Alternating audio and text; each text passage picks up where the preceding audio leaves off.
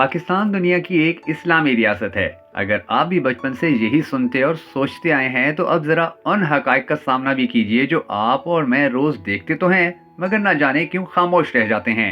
नाज़रीन गिरामी, पाकिस्तान एक हकीकी इस्लामी रियासत नहीं है और ना ही ऐसा होना कभी मुमकिन नजर आता है। ये नारा सिर्फ हमें बताया और सुनाया जाता है और ये जो ऐसा बताने वाले हैं इनकी अपनी जिंदगियों में दूर दूर तक किसी भी इस्लामी अखलाकियात का कोई अमल दखल नहीं है। पाकिस्तान की सादा तारीफ ये है कि पाकिस्तान मुसलमान अक्सरियत का मुल्क है और दस्तूरी तौर पर जमहूरिया है। ये 4 कौमों के दस्तूरी यूनिट्स पर एक मुश्तमिल फेडरेशन है और इन यूनिट्स के ताउन को जोड़कर रखने के लिए दस्तूर बनाया गया है। यानी सादा लफ्जों में सिंधी, पंजाबी, बलोची और पठान कौमों में वसाइल की तकसीम करने के लिए इस दस्तूर का वजूद सामने आया और इस रियासत के लोग अपनी कौमियत की बुनियाद पर रियासत से अपने हकूक तलब कर सकते हैं, जिसको सूबों के ढीले ढाले से टाइटल से दस्तूर में तस्लीम किया गया है। ये है टोटल पाकिस्तान की तारीफ, वरना तो एक इस्लामी शहरियत और उसकी बुनियाद पर हकूक देने की तारीफ से मजहब को बाहर ही रखा गया है। आपने कभी गौर किया कि इस्लाम की कुछ ही शिक्कें हमारे दस्तूर में रखी गई हैं? मसलन 97% मुसलमान आबादी के मुल्क का सरबराह मुसलमान होगा। कायनात के इक्तदार आला का मालिक अल्लाह है।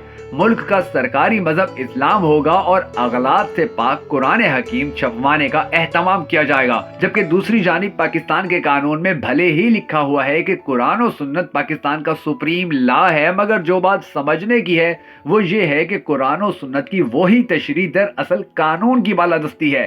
तो सोचें, जब से पाकिस्तान वजूद में आया है तब से क्या यहाँ कानून की बालादस्ती कायम हो पाई? और ज्यादा मजे की बात कि मगरबी जमहूरी असूलों पर कायम शुदा हमारी पार्लियामेंट जिस चीज को कानून बना ले तो फिर उसे कोई नहीं बदल सकता।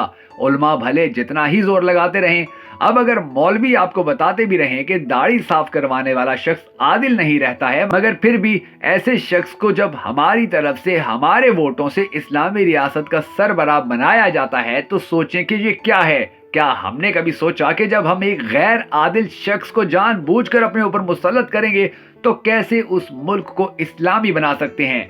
रक्स और मौसीकी से लेकर 5 स्टार होटल्स में न्यू ईयर पार्टियों तक में मौजूद हमारे हुक्मरान और दौलतमंद तबके के लाइफस्टाइल में मुदाखलत करती कोई मजहबी पाबंदी आपको बतौर कानून यहाँ नजर नहीं आएगी। लेकिन अगर एक आम शहरी मामूली सी भी गलती करता है तो उस पर कानून पूरी तरह थोप दिया जाता है। क्या आपको रियासती ढांचे में इस्लाम कहीं नजर आता है? लेकिन इस मुल्क के अवाम के नजदीक चूंकि ये मुल्क एक इस्लामी रियासत है, लिहाजा एक इस्लामी रियासत का सबसे बड़ा फरीजा इस्लामी इक़दार का तहफ़्फ़ुज़ ही करना है। अवाम को सस्ती बिजली, रोजगार, सेहत और तालीम देना बड़ा मुश्किल काम होता है और अवाम की मुक़द्दस सोच की तस्कीन करना इंतहाई आसान। हमारी हुकूमतें 70-72 साल से ये तस्कीन देती चली आ रही हैं और इसीलिए हम आज भी रोटी और कपड़े के नारों तले जिंदगियां गुजारने पर मजबूर हैं। सोचिए तो सही, हम चाहते हैं कि इस्लामी रियासत बने, मगर क्या हम खुद इस्लामी बन रहे हैं, जो कि इस्लामी रियासत की ख्वाहिश करने से भी ज्यादा जरूरी है।